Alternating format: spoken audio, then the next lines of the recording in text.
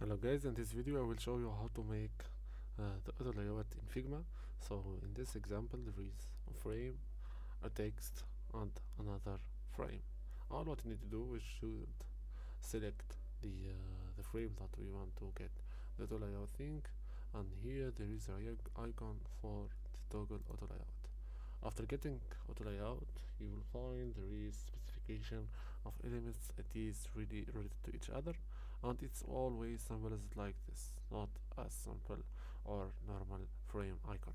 So after that, here is the corners of the alignment of the auto layout. It changed a lot and it can be unpacked, I think.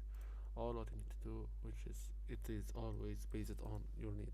So here guys, I will just type random text. For it you should press the button.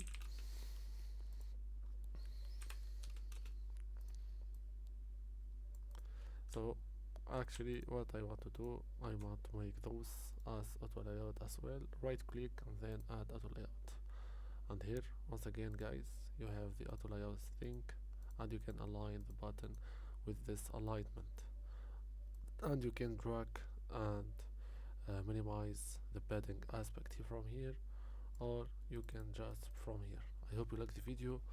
Please like, share and subscribe the channel. Peace.